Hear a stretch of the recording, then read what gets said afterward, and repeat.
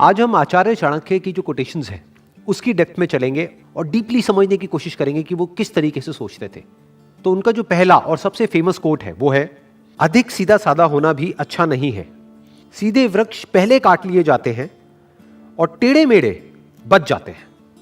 यहां पे जो सीधा साधा होने की बात करी जा रही है ना, उसका कनेक्शन ईमानदारी या बेईमानी से नहीं है, उसका कनेक्शन समझदारी और बेवकूफी से है। मतलब वो ये नहीं कह रहे कि आप सीधे साधे मत बनो, मतलब कि आप बेईमान हो जाओ, या फिर अगर कोई सामने वाला चोर है तो उसके साथ में चोर बन जाओ। ये नहीं कहा जा रहा है यहां पर यह कहा जा रहा है कि अगर कोई क्रिमिनल है और आपको हार्म करने के लिए आ रहा है तो इतने बेवकूफ मत बनो कि वो जो चाहे आकर के आसानी से आपके साथ में करके चला जाए। तो सीधा साधा किस कॉन्टेक्स्ट में कहा जा रहा है? सीधा साधा कहा जा रहा है समझदार और बेवकूफ के कॉन्टेक्स्ट में। अब कौन है समझदार और कौन है बेवकूफ? अगर हम अपने दिमाग को यूज ना करें तो हमको क्या कहोगे? आप बेवकूफ भी कह सकते हो और सीधा साधा भी कह सकते हो, बिल्कुल एक जानवर के जैसा भोला भाला, जो उसका बेसिक नेचर होता है बस उसके हिसाब से चलता चला जाता है, वो एक सीधी डायरेक्शन में चलता है। इसलिए जानवर को पकड़ा जा सकता है, उसको कैद किया जा सकता है और उसको अपने हिसाब से चलाया जा सकता है। उसको इंसान यूज कर सकता है और करता ही है। तो अगर आप इंसान होने के बावजूद भी अपना दिमाग यूज नहीं करते हो तो क्या कहेंगे आपको? आपको सीधा साधा भी कह सकते हैं और बेवकूफ भी कह सकते हैं। क्यों? क्योंकि आप एक ही डायरेक्शन में चलते चले जाते हो। जो भी आपका बेसिक नेचर है बस उसके हिसाब से चलते ही चले जाओगे। ये नहीं देखोगे कि सिचुएशन क्या है, ये नहीं देखोगे कि सामने वाला क्या है। इनफैक्ट आचार्य चाणक्य का ही एक और कोटेशन है जो इस बात से बिल्कुल परफेक्टली लिंक होता है। वो क्या कहते हैं? जो तुम्हारी बात सुनते हुए इधर उधर देखे उस पर कभी विश्वास मत करो। कितनी पावरफुल बात करी जा रही है। जो सीधा साधा आदमी होगा वो इस बात की डेप्थ को नहीं समझ पाएगा, वो इस बात को समझ ही नहीं पाएगा। जो तुम्हारी बात सुनते हुए इधर उधर देखे उस पर विश्वास क्यों ना करो? क्योंकि वो कुछ और ही सोच रहा है। वो आपकी बात में जब इंटरेस्टेड नहीं है तो आप में इंटरेस्टेड कैसे होगा?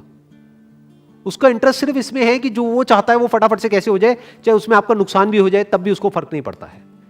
जो आपकी बात तक सुनने में इंटरेस्टेड नहीं है वो आप में कैसे इंटरेस्टेड होगा? तो इस तरीके से हमको पहले समझना होता है कि जो सामने वाला पर्सन है उसके दिमाग में क्या चल रहा है, उसके अकॉर्डिंग एक्ट करना होता है। नहीं तो हम बहुत ही बुरी तरीके से लाइफ में फंस सकते हैं और फंसते ही हैं।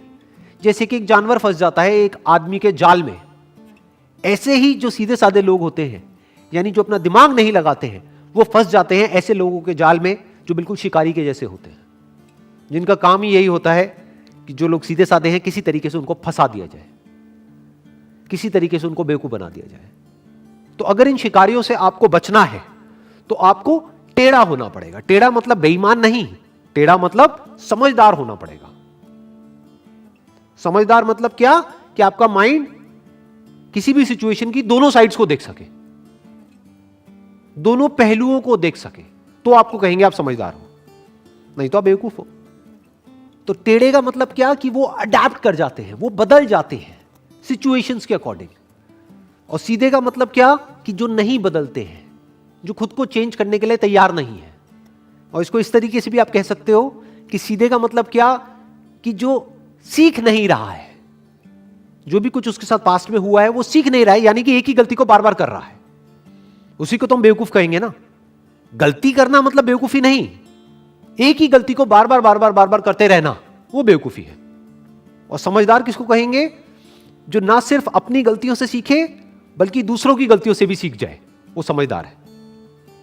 उसको आप टेढ़ा भी कह सकते हो, क्योंकि अब उसकी खुद की लाइफ का जो एक्सपीरियंस है, मान लो इस दायरे में है, वो उसके बियॉन्ड भी सोच सकता है। क्यों? क्योंकि उसने औरों के लाइफ के एक्सपीरियंसेस से भी सीख लिया है।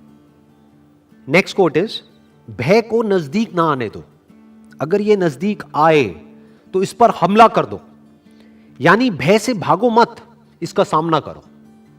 किस भय की बात करी जा रही है यहां पर? पहले उसको समझना पड़ेगा। दो तरह के डर हैं जो हर इंसान के अंदर होते हैं। एक डर है जो रियलिटी पे बेस्ड है, उसका फिजिकल भी बोल सकते हो। वो डर हम सबके अंदर होना चाहिए। वो डर बुरा नहीं है, वो हमको बचाता है। फॉर एग्जाम्पल, आप अगर किसी एक ऐसी बिल्डिंग के 10वें फ्लोर पे जाकर के एज पे खड़े हो जाओगे जहां से कि आप अगर नीचे गिरे तो आप मर सकते हो, तो वहां पर जैसे जैसे आप आगे बढ़ रहे होगे आपको डर लगेगा। तो क्या उसका सामना करना है?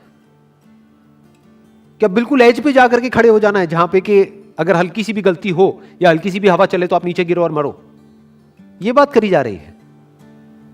नहीं। तो डर बुरा नहीं है। बहुत लोग मेरे से क्वेश्चन पूछते हैं कि किस तरीके से डर को हम खत्म करें। मैंने कहा अगर डर आपके अंदर से खत्म हो गया तो आप भी खत्म हो जाओगे। जब आप एक रेड लाइट जंप करने वाले होते हो और सामने कोई पुलिस वाला नहीं होता है तो आपको यह डर नहीं होता है कि कोई पुलिस वाला पकड़ लेगा।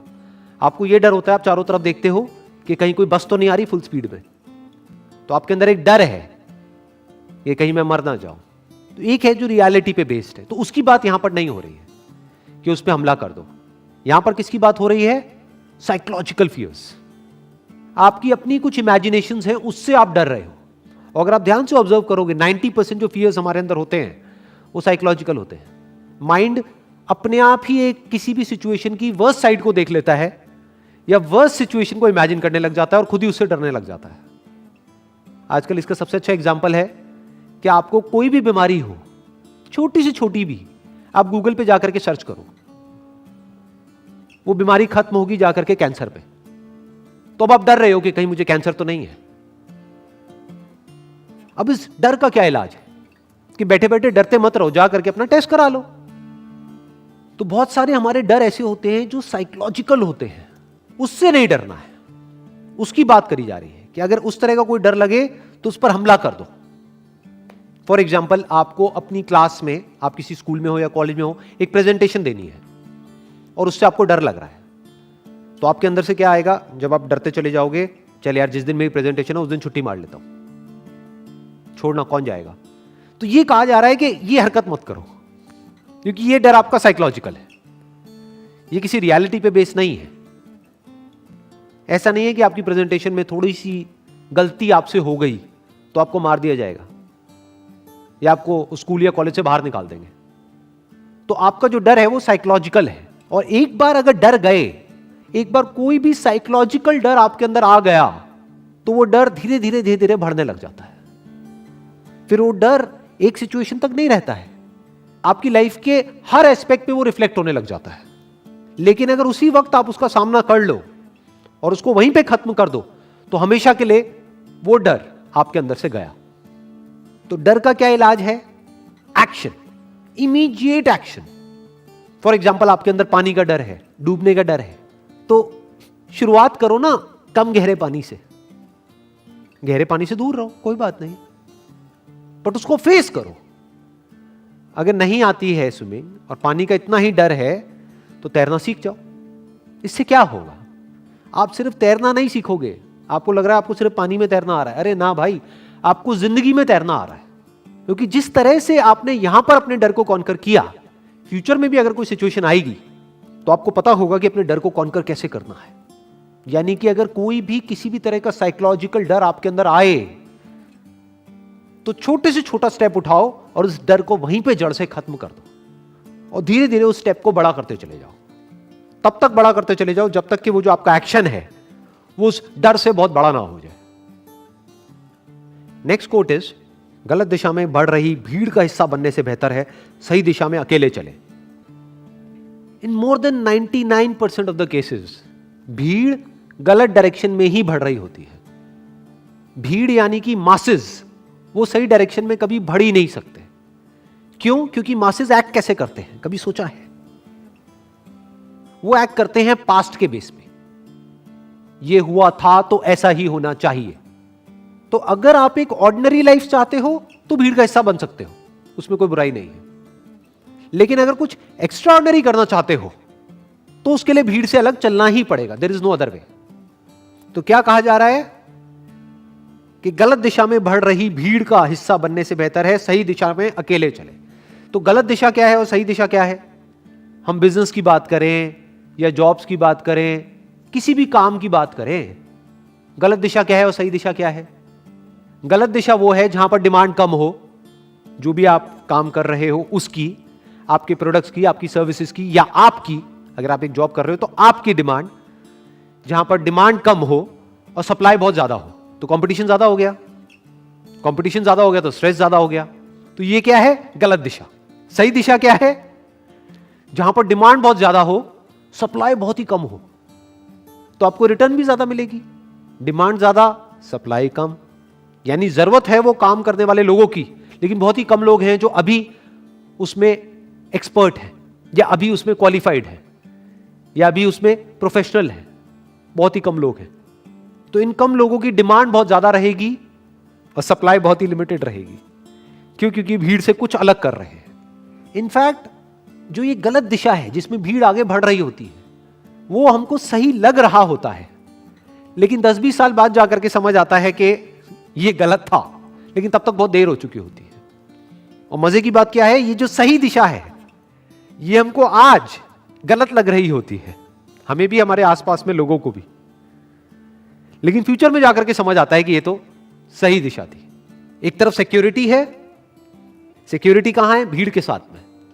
और ग्रोथ कहां है? अकेले चलने में। तो चॉइस आपकी है कि आपको सिक्योरिटी चाहिए या ग्रोथ चाहिए, कंफर्ट चाहिए या चैलेंजेस चाहिए। हां, अगर हमको अपने एक्चुअल पोटेंशियल को डिस्कवर करना है तो कोई चॉइस नहीं है, अकेले चलना ही पड़ेगा। नहीं तो भीड़ के साथ में तो एडजस्ट करना पड़ेगा।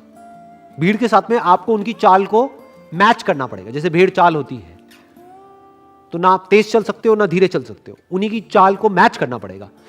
जिस डायरेक्शन में वो जा रहे हैं उसी डायरेक्शन में जाना पड़ेगा। बट अकेले चलने में डायरेक्शन आपके हाथ में, चाल आपके हाथ में। तो अब आपकी ग्रोथ को आप खुद भी प्रेडिक्ट नहीं कर सकते, कोई लिमिट ही नहीं है। तो अब भीड़ का हिस्सा बनना है या अकेले चलना है, ये चॉइस आपके हाथ में है। Wish you all the best. Thank you so much.